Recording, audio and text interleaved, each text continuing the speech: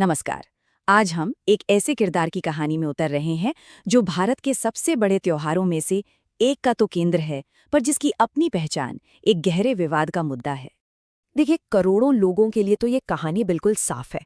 महिषासुर एक बहुत ही ताकतवर असुर था, अत्याचार का एक जीता जागता प्रतीक। लेकिन लाखों दूसरे लोगों के लिए यही नाम एक बहुत ही इज्जतदार पूर्वज का है, एक इंसाफ पसंद राजा और अपने लोगों के लिए एक हीरो का। तो सवाल ये उठता है कि असलियत क्या है। चलिए इस गुत्थी को सुलझाने की कोशिश करते हैं और महिषासुर के इन दो बिल्कुल अलग और एक दूसरे से टकराते इतिहास को समझते हैं।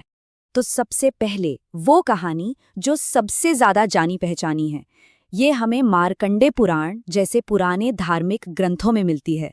इस कहानी के मुताबिक महिषासुर एक ऐसा असुर था जो इतना ज्यादा शक्तिशाली हो गया कि उसने देवताओं को भी हरा दिया और स्वर्ग, पृथ्वी, पाताल तीनों लोकों पर अपना कब्जा जमा लिया।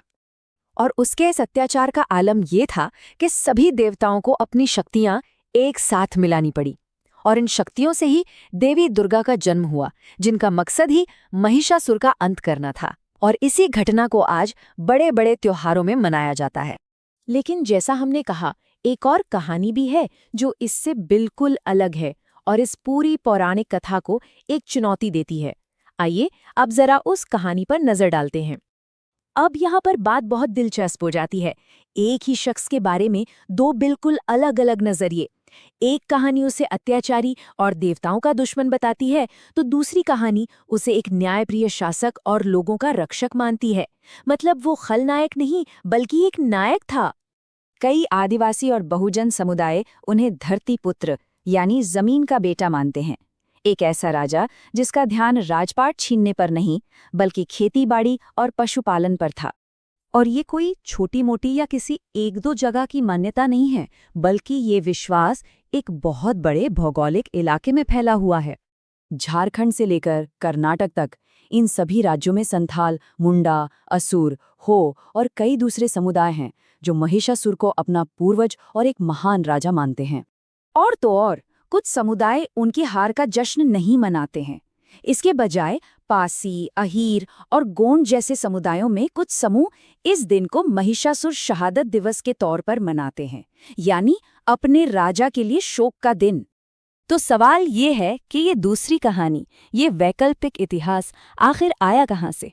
जो लोग इस पर यकीन करते हैं वो कई ऐतिहासिक और पुरातात्विक सुरागों की तरफ इशारा करते हैं। कमाल की बात यह है कि इस कहानी के तार सिर्फ किस्सों से नहीं, बल्कि असली जगहों से भी जुड़ते हैं। मैसूर शहर का नाम ही ले लीजिए। माना जाता है कि इसका नाम महिषासुर के नाम पर ही पड़ा है। सोचिए, एक शहर का नाम ये बताता है कि वो कोई मामूली शख्स नहीं, बल्कि एक अहम क्षेत्रीय शासक रहा होगा। कुछ विद्वानों का तो ये भी तर्क है कि महिषासुर की कहानी कोई पौराणिक कथा है ही नहीं, बल्कि ये हाल का इतिहास है। उनका मानना है कि हो सकता है वो अशोक के बाद के मौर्य वंश का कोई शक्तिशाली राजा रहा हो और बाद में जब पुराण लिखे गए तो उसके इतिहास को बदलकर उसे एक खलनायक की तरह पेश कर दिया गया। तो कुल मिलाकर हमारे सामने दो बहुत ही मजबूत कहानियां हैं जो एक साथ मौजूद हैं। एक कहानी जो पवित्र ग्रंथों में लिखी है और जिसे करोड़ों लोग मानते और मनाते हैं, और दूसरी कहानी जो लोक कथाओं में और पूरे के पूरे समुदायों की यादों में जिंदा है। तो आखिर में इसका कोई एक जवाब नहीं है। महिषासुर की पहचान इस बात का एक गहरा सबूत है कि इतिहास को कितने अलग अलग तरीकों से लिखा जा सकता है और याद भी रखा जा सकता है। और ये हमें एक आखिरी सवाल पर लाकर छोड़ देता है। अगर इतने बड़े और अहम किरदार की दो बिल्कुल अलग अलग कहानियां हो सकती हैं, तो जरा सोचिए हमारी पौराणिक कथाओं में और कितने ऐसे इतिहास छिपे होंगे जिनके सामने आने का हम बस इंतजार कर रहे हैं।